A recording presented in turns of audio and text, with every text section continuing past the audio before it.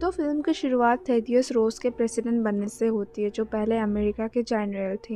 इन सब के 5 महीने बाद हमें इस फिल्म के मेन कैरेक्टर कैप्टन अमेरिका यानी सैम विल्सन से मिलवाया जाता है। इस समय वो एक मिशन पे है अपने दोस्त टॉरिस के साथ, जो कि फैल्कन है, और वो दोनों यूएसए के मिलिट्री के साथ उन्हीं के एयरक्राफ्ट में मेक्सिको पहुंचते हैं। मेक्सिको आने के बाद कैप्टन अमेरिका, टॉरिस और बाकी सभी सोल्जर्स मिलकर टेररिस्ट से लड़ने लग जाते हैं, क्योंकि टेररिस्ट ने जापान का एक कंटेनर चुराया था जिसमें कुछ बहुत ही खास चीज थी। जापान और यूएसए के अच्छे रिलेशंस थे, इसीलिए यूएसए की मिलिट्री जापान की मदद कर रही थी इस कंटेनर को वापस हासिल करने में। लड़ाई के दौरान सैम विल्सन बहुत ही स्ट्रॉन्ग तरीके से अपने स्ट्रॉन्ग विंग्स के साथ कैप्टन अमेरिका के शील्ड का बहुत अच्छे से इस्तेमाल करता है। फैल्कन भी अपने विंग्स की मदद से कैप्टन अमेरिका का साथ दे रहा था टेररिस्ट को मारने में। सभी टेररिस्ट को मारने के बाद कैप्टन अमेरिका उनके बॉस साइड वाइंडर के पास जाता है, जिसके पास वो कंटेनर था। कंटेनर उससे वापस लेने के बाद, इससे पहले कि वो साइड वाइंडर को पकड़ पाते, वो उनके चंगुल से भाग जाता है और ये लोग यूएसए वापस लौट जाते हैं। इसके बाद कैप्टन अमेरिका टॉरिस से यानी फैल्कन से बहुत ज्यादा खुश था, क्योंकि इस लड़ाई में टॉरिस ने उसकी बहुत हेल्प की। सैम इम्प्रेस होकर टॉरिस को अपने सबसे अच्छे दोस्त आइजिया ब्रैडली से मिलवाने के लिए ले जाता है। सैम टॉरिस को बताता है कि आइजिया ब्रैडली पहले एक बहुत ही अच्छे सोल्जर थे, एंड ये जानकर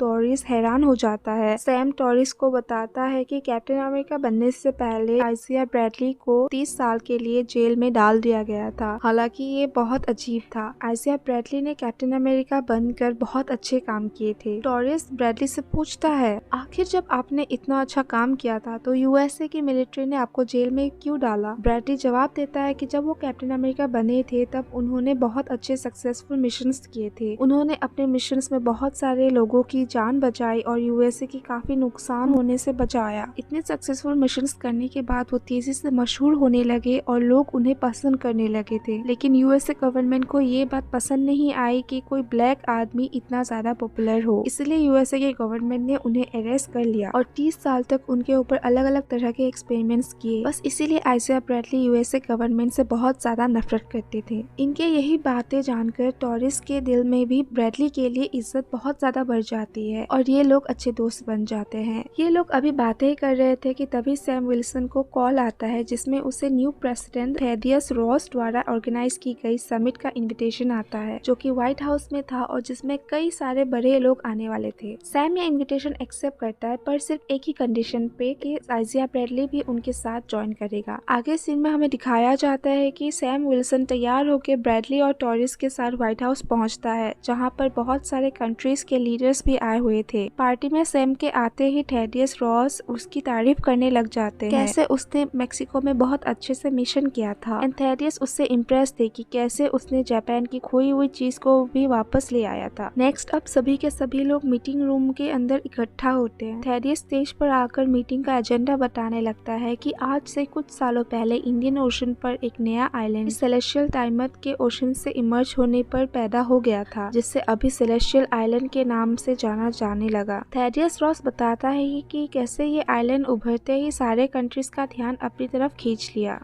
सारे ही कंट्रीज इस पर रिसर्च करने के लिए पहुंच गए और सबको ये बात मालूम हुई कि इस आइलैंड पर कुछ अजीब तरह के मेटल्स पाए जा रहे हैं, जो कि बाकी पूरी दुनिया में नहीं पाए जाते हैं, और ये मेटल बहुत ज्यादा स्ट्रॉन्ग था। इस मेटल का नाम साइंटिस्ट ने एडमेंटियम रखा था। जैसे जैसे लोगों को एडमेंटियम के बारे में पता चलने लगा, वैसे ही सभी लोग उसे हासिल करने के लिए वहाँ आना शुरू कर दिया थे। सारे कंट्रीज एडमेंटियम को लेकर जाना चाहते थे और इसी चक्कर में सभी कंट्रीज के बीच लड़ाई हो सकती थी, यानी कि वो आइलैंड किसी भी तरह की जंग का रीजन बन सकता था। इसी वजह से थेडियस ने ये मीटिंग रखी थी कि जो भी कंट्रीज एडमेंटियम को लेने में इंटरेस्टेड है, मेटल को बराबर बराबर बांट लेंगे, जिससे किसी भी कंट्रीज के बीच जंग होने की संभावना ना रहे। थेडियस रॉस के साथ सभी कंट्रीज के लीडर भी इस बात पर एग्री करते हैं और फिर सब लोग मिलकर इस समिट में एक नया कॉन्ट्रैक्ट बनाने का फैसला करते हैं। थेडियस उन्हें ये भी बताते हैं कि जापान ने सबसे ज्यादा एडमेंटियम पे रिसर्च की थी और एडमेंटियम की पहली रिफाइन जापान स्टेट को भी एक्सट्रैक्ट किया था, लेकिन फिर टेररिस्ट के ग्रुप ने जापान की वो रिसर्च चुरा ली और जिसके बारे में हमने मूवी के स्टार्ट में देखा था। यानी जिस मिशन पर कैप्टन अमेरिका गए हुए थे वो एडमेंटियम मेटल को ही बचाने का था, जिसके लिए थेडियस सबके सामने कैप्टन अमेरिका और टॉरिस का शुक्रिया अदा करते हैं। इस मीटिंग के दौरान एक बहुत ही अजीब बात होती है। वहाँ अचानक से एक गाना प्ले होता है और म्यूजिक के बजते ही आइजिया ब्रैडली सडनली खड़ा हो जाता है और अपने पास वाले गार्ड से जबरदस्ती उसकी गन छीनते हुए उसे दूर दीवार पर गिरा देता है और उसी गन से थेडियस रॉस के ऊपर हमला कर देता है। आइजिया ब्रैडली के साथ बाकी 4 और गार्ड्स जो कि थेडियस रॉस के ही थे वो भी अपने गन्स निकालकर यहाँ थेडियस के साथ बाकी सभी लोगों के ऊपर हमला करने लगते हैं। अभी तक थेडियस इनकी फायरिंग से बचे हुए थे। सिचुएशन को कंट्रोल करने के लिए सैम विल्सन ब्रैडली के हाथ से गन लेने की कोशिश करता है और इस तरह यहाँ के सभी गार्ड्स दूसरे हमला करने वाले गार्ड्स को रोकने लगते हैं और वहाँ एक जंग सा माहौल बन जाता है। इसी कैओस के माहौल में वहाँ एक लड़की की एंट्री होती है जो यहाँ पर फायरिंग करने वाले सोल्जर्स पर हमला करना शुरू करती है और एक एक करके सभी को मारती हुई थेडियस रॉस को बचाने की कोशिश करती है। हमें पता चलता है कि ये लड़की दरअसल थेडियस रॉस की पर्सनल सिक्योरिटी गार्ड है जिसका नाम रूथ पेट सेराफ है, जो कि एक फॉर्मर ब्लैक विडो थी। फाइनली सैम, रूथ और टॉरिस की मेहनत के बाद सभी शूटर गार्ड्स और आइजिया ब्रैडली पकड़े जाते हैं। कैप्टन अमेरिका यानी सैम विल्सन फौरन ब्रैडली के पास जाता है और उससे पूछता है कि आखिर तुमने ये सब क्यों किया? मैं जानता हूँ कि तुम कभी थेडियस रॉस को नुकसान नहीं पहुँचाना चाहोगे। आखिर हुआ क्या था तुम्हें? सैम ब्रैडली से सवाल के ऊपर सवाल पूछे जा रहा था, लेकिन एक और हैरान कर देने वाली बात थी कि ब्रैडली को तो कुछ याद ही नहीं था। वो इंस्टेंट भूल चुका था कि क्या हुआ था, कैसे उसने थेडियस के ऊपर हमला किया और उससे मारने की कोशिश की। आगे आइजिया ब्रैडली को थेडियस के ऊपर हमला करने की वजह से जेल में डाल दिया जाता है। सैम उससे कहता है,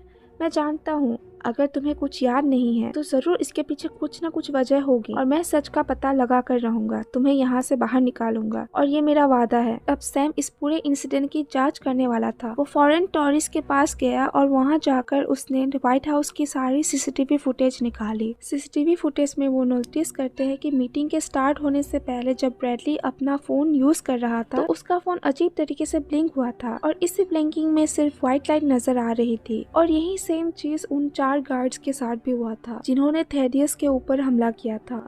उन्होंने ये भी नोटिस किया कि जब उन सारे गार्ड्स और ब्रैडली ने हमला किया था ठीक उससे पहले एक मिस्टर ब्लूज नाम का सॉन्ग प्ले होता है, जैसे उस म्यूजिक ने उन्हें ट्रिगर किया हो। ये देखकर सैम और टॉरिस को ये बात श्योर हो गई थी कि ब्रैडली और चारों गार्ड से किसी ने ये अटैक करवाया था और वो 5 बेकसूर थे। ब्रैडली को बचाने के लिए सैम टॉरिस के साथ मिलकर डिसाइड करता है कि वो उस आदमी को ढूंढ कर रहेंगे जिसने आइजिया ब्रैडली को फंसाया है और थेडियस के ऊपर हमला करवाया था। नेक्स्ट सैम अपनी गाड़ी में बैठकर बाहर निकल जाता है, लेकिन रास्ते में किसी ने उसके ऊपर गन से हमला कर दिया था। बाहर उसने देखा कि ये तो साइड वाइंडर था जिसके हाथ से वो जापान का कंटेनर बचाकर ले आया था और वो अब सैम के सामने बदला लेने के लिए आया था। सैम लड़कर इसे जल्दी से हरा देता है। तभी सैम को एक कॉल आती है। कॉल पर एक बंदा उसे कहता है कि वो इस आदमी को मार दिया, लेकिन आगे जो कुछ भी होने वाला था वो उसमें से किसी भी चीज को नहीं रोक पाएगा। सैम इस फोन कॉल से परेशान हो जाता है, पर इस बातचीत से उसने इतना तो अंदाजा लगा लिया था कि कोई तो है जो उसके ऊपर भी नजर रखे हुए है और इस आदमी का ताल्लुकात जरूर थेडियस पर किए हमले से भी होगा। इसीलिए वो जल्दी से टॉरिस के पास आकर इस नंबर को ट्रेस करवाता है। कॉल ट्रेस करने पर पता चलता है कि ये कॉल तो उन्हें कैंप इको 1 नाम के एक गवर्नमेंट फैसिलिटी से आ रही थी जो कि वेस्ट वर्जीनिया में थी। अब बात ये थी कि वहाँ पे ऐसा कौन था जो ये सब करवा रहा था। ये जानने के लिए टॉरिस और सैम फौरन ही वहाँ के लिए निकलते हैं। वहाँ पहुँचकर इन्होंने जो देखा वो देखकर ये लोग हैरान रह गए। वो फैसिलिटी असल में एक साइंस लैब थी जिसमें गवर्नमेंट का कोई काम नहीं हो रहा था, बल्कि वहाँ पर कुछ एक्सपेरिमेंट्स चल रहे थे जो थेडियस पर्सनली करवा रहा था और ये एक्सपेरिमेंट्स वो तब से करवा रहा था जब वो आर्मी का जनरल था। सैम और टॉरिस इन्हीं चीजों को सोचकर परेशान हो रहे थे कि तभी मूवी में एक नए कैरेक्टर की एंट्री होती है जिसका नाम डॉक्टर सैमुअल स्टर्न्स है। डॉक्टर सैमुअल दिखने में ग्रीन था, हल्क जैसा, और उसका ब्रेन भी नॉर्मल इंसानों से बहुत बड़ा था। सैम उससे पूछता है कि वो कौन है और ये सब क्यों करवा रहा है, आखिर वो चाहता क्या है। इस पे डॉक्टर स्टर्न्स स्टर्न्स उसे बताता है कि मैं एक साइंटिस्ट हूँ। एक बार मैंने एक ब्रूस नाम के एवेंजर की मदद की थी हार्लेम में उसकी और एबोमिनेशन के फाइट के दौरान, और ब्रूस तो पहले से ही ब्लीड कर रहा था। उसकी मदद के चक्कर में मुझे सिर पर चोट लग गई। उसका गामा रेडिएशन वाला ब्लड मेरे सिर के घाव में गिर गया, जिससे गामा रेडिएशन से इन्फेक्टेड ब्लड से मेरा पूरा सिर बड़ा होने लगा और मैं इस तरह अजीब सा दिखने लग गया। लेकिन एक पॉजिटिव चीज जो इन सब में हुई कि मेरे दिमाग की पावर कई 100 गुना बढ़ गई। और जैसे कि थेडियस को मेरे पावर्स के बारे में पता चला तो उसने मुझे इस कैंप इको 1 में कैद कर दिया और धमकाया कि मैं उसकी बात मानूं, नहीं तो वो पब्लिक में एबोमिनेशन के किए हुए तबाही का जिम्मेदार मुझे बनाएगा। अगर वो यूएसए का प्रेसिडेंट बन गया तो मुझे छोड़ देगा। लेकिन अब देखो, थेडियस रॉस यूएसए का प्रेसिडेंट है, उसके बावजूद भी उसने मुझे आज तक नहीं छोड़ा। यहाँ तक कि प्रेसिडेंट बनने के बाद भी थेडियस मुझसे एक्सपेरिमेंट्स करवाता रहा और आखिर एक दिन मेरे सब्र की इम्तिहान हो गई। जो साइंटिस्ट मुझ पे एक्सपेरिमेंट्स कर रहे थे मैंने उन्हीं को मार दिया और फिर ठान ली कि थेडियस रॉस का घटिया चेहरा मैं दुनिया के सामने लेकर आऊंगा और ऐसा करके ही मेरा बदला पूरा हो सकता है। इसलिए मैंने टेररिस्ट के ग्रुप को हायर किया। मैंने ही उन्हें जापान का कंटेनर चोरी करने के लिए कहा था और इस काम के लिए मैंने CIA के अकाउंट से ही पैसे भेजे ताकि जापान इस मामले की इन्वेस्टिगेशन करे तो जापान को लगे कि सारे मामले के पीछे थेडियस रॉस ही है। डॉक्टर स्टर्न्स से बात करने के बाद सैम विल्सन ने ये बात भी पता लगा ली थी कि अभी थोड़ी देर पहले जिस आदमी की उसे कॉल आई थी वो भी डॉक्टर स्टर्न्स ही था और इन सारी चीजों के पीछे भी यही है। इन सब चीजों को रोकने के लिए सैम को डॉक्टर स्टर्न्स को पकड़ना पड़ेगा, लेकिन इससे पहले कि वो डॉक्टर को कैप्चर कर पाते डॉक्टर चुटकी बजाते ही वहाँ पर वही मिस्टर ब्लूज सॉन्ग प्ले करता है और यहाँ पर मौजूद सभी गवर्नमेंट के गार्ड्स को हिप्नोटाइज कर उनको अपने लिए काम करने पर मजबूर कर देता है और सारे गार्ड्स उसकी बात मानकर सैम और टॉरिस पर अटैक कर देते हैं। ये दोनों जब इनसे लड़ने में बिजी हो गए थे तो डॉक्टर वहाँ से भाग गया रहता है। सैम विल्सन और टॉरिस सभी गार्ड्स को मारते हुए आखिरी मौका पाते ही वहाँ से निकल जाते हैं डॉक्टर को पकड़ने के लिए, लेकिन बाहर जाने पर इन्हें पता लगता है कि अब बहुत देर हो चुकी है। डॉक्टर स्टर्न्स ने जो प्लान बनाया था वो काम कर गया था। जापान ने जब अपने कंटेनर की चोरी होने की इन्वेस्टिगेशन की तो उन्हें पता चला कि उस टेररिस्ट ग्रुप को पैसे देने वाली CIA थी, जो कि यूएसए की इंटेलिजेंस कंपनी थी, जिसका मतलब उन्हें कंटेनर की चोरी करवाने के पीछे यूएसए का हाथ था और इस वजह से जापान और यूएसए के बीच एक हीटेड सिचुएशन बन जाता है। अब ये देखते हुए जापान थेडियस के साथ क्या हुआ वो कॉन्ट्रैक्ट तोड़ देता है जिसमें उसने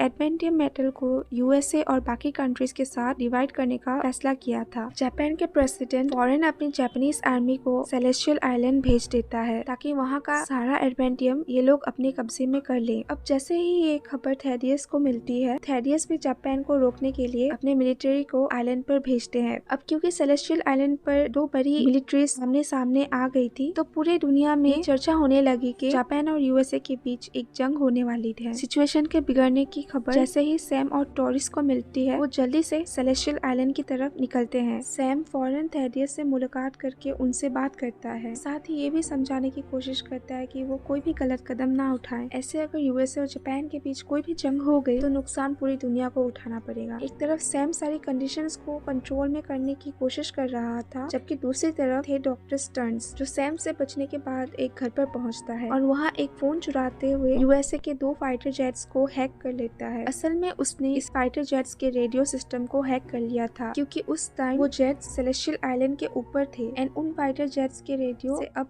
वो दोनों जापान के फाइटर जेट्स पर हमला करने का ऑर्डर दे देता है। ये देखते हुए जापान को लगता है कि यूएसए ने जंग की शुरुआत कर दी है, इसलिए वो भी अब 2 फाइटर जेट भेजता है यूएसए के उन 2 जेट से लड़ने के लिए। जापानीज फाइटर जेट्स यूएसए पे हमला करने ही वाले थे, लेकिन सही वक्त पर नुकसान होने से पहले ही सैम और टॉरिस जाकर उन फाइटर जेट्स के अंदर यूएसए के पायलट्स को बाहर निकाल देते हैं। सोल्जर्स की जान तो बच जाती है पर फाइटर क्राफ्ट तबाह हो जाते हैं। अब सैम जाकर ये बात जापान को समझाता है कि यहाँ पर कोई जंग नहीं हो रही, बल्कि यूएसए के 2 पायलट्स ने बिना परमिशन के वहाँ पर फायर किया था। जापान के प्रेसिडेंट सैम के बात पर यकीन कर लेता है और ऐसे सैम की वजह से जापान और यूएसए के बीच होने वाली जंग खत्म हो जाती है। दोनों ही प्रेसिडेंट्स अपनी अपनी मिलिट्री लेकर सेलेस्टियल आइलैंड से वापस लौट जाते हैं, लेकिन दोनों आर्मीज को रोकते हुए टॉरिस को बहुत सारा चोट लग जाती है। लेकिन ठीक वक्त पर सैम ट्रीटमेंट के लिए उसे ले जाता है। नेक्स्ट सैम थेडियस को बताता है कि ये सब डॉक्टर स्टर्न्स कर रहा है थेडियस से अपना बदला लेने के लिए, और ये सब तभी रुक सकता है जब थेडियस डॉक्टर स्टर्न को रिलीज कर देंगे। पर थेडियस ऐसा करने से साफ इनकार कर देता है क्योंकि थेडियस मर रहा था हार्ट फेलियर से और उसे डॉक्टर स्टर्न्स की जरूरत थी क्योंकि डॉक्टर उसके लिए इस बीमारी की दवाई बनाता ताकि उससे लंबी उम्र मिले, और अगर वो डॉक्टर को छोड़ दे तो शायद वो थेडियस के लिए दवाई ना बनाए। सैम को अब समझ में नहीं आ रहा था कि वो इन सब को कैसे रोके। तभी उससे मिलने विंटर सोल्जर यानी बकी बर्न्स आता है जो उसे सपोर्ट करता है ताकि वो इन सब से लड़ पाए। हम देखते हैं कि डॉक्टर स्टर्न सैम की मिलिट्री फ्रेंड डैनियल डनफी को मार देता है क्योंकि उसे पता चल गया था कि डॉक्टर थेडियस के मेडिसिन में गामा रेडिएशन मिला रहा था, जिसकी वजह से थेडियस की बॉडी ने काफी गामा रेडिएशन एब्जॉर्ब कर ली है। इसके बाद डॉक्टर स्टर्न्स खुद को फिर सैम को सरेंडर कर देते हैं और बताता है कि कैसे उसने थेडियस की बॉडी में धीरे धीरे कई सालों से गामा रेडिएशन इंजेक्ट कर रहा था, और ये गामा रेडिएशन का रिजल्ट क्या होगा ये कुछ ही सेकेंड्स में दिखने वाला है। प्रेस कॉन्फ्रेंस के दौरान थेडियस की पूरी बॉडी अजीब तरह से हिलने लग जाती है। वो नीचे गिरता है और हम देखते हैं कि उसकी पूरी बॉडी लाल बनने के साथ बड़ा भी होता जा रहा है, और कुछ ही देर में देखते ही देखते वो एक रेड हल्क में बदल जाता है। गामा रेडिएशन उसके अंदर बहुत ज्यादा एग्रेशन पैदा कर चुकी है, जिसकी वजह से वो वहाँ तोड़ फोड़ करने लगता है और व्हाइट हाउस का कुछ हिस्सा भी तोड़ कर रख देता है। वहाँ मौजूद सोल्जर उसे रोकने में लग जाते हैं। सिचुएशन को कंट्रोल करने के लिए सैम को सामने आना था, लेकिन वो वहाँ डॉक्टर को छोड़कर नहीं जा सकता था। उसने यहाँ पर मौजूद सोल्जर्स के हाथों सबसे पहले डॉक्टर स्टर्न्स को अरेस्ट करवाया और फिर सिचुएशन अपने हाथ में लेने के लिए यानी रेड हल्क को कंट्रोल में करने के लिए सैम वहाँ आता है। ये लड़ाई मूवी की बेस्ट फाइटिंग सीन थी। कैप्टन अमेरिका के सामने रेड हल्क था और रेड हल्क कहीं ना कहीं उससे ज्यादा ताकतवर था क्योंकि लड़ते हुए रेड हल्क ने पूरी जलती हुई कार उठाकर कैप्टन अमेरिका की तरफ फेंक दी, जिससे बचने के लिए कैप्टन अमेरिका ने अपने पंखों का इस्तेमाल किया, लेकिन हैवी मेटल से बने हुए ये पंख हल्क ने लड़ाई के दौरान तोड़ दिए थे और कैप्टन अमेरिका के शील्ड को भी जमीन में गाड़ दिया। अब इससे पहले कि रेड हल्क कैप्टन अमेरिका का किस्सा तमाम कर देता, कैप्टन अमेरिका उससे इमोशनली वीक करने का सोचता है और उसके सामने थेडियस की डॉटर बेटी का नाम लेता है और रेड हल्क को व्हाइट हाउस के उस हिस्से में लेकर जाता है जहाँ बहुत सारे चेरी ब्लॉसम के पेड़ थे और जहाँ थेडियस बेटी के साथ टाइम स्पेंड किया करते। वो उससे कहता है कि उसे अपने बेटी के लिए रिलैक्स होना पड़ेगा और वो कोई बुरा आदमी नहीं है, इसीलिए शांत हो जाए। सैम की ये टेक्निक काम कर जाती है और अपनी बेटी का नाम सुनते ही थेडियस रेड हल्क से दोबारा नॉर्मल इंसान बन जाता है। नॉर्मल होते ही थेडियस को फौरन ही अरेस्ट कर लिया जाता है क्योंकि उसने रेड हल्क बन के वहाँ बहुत सारे कानून तोड़े थे और पहले भी किए हुए बहुत सी इलीगल चीजें अब उनके सामने आ गई थी। जेल में सैम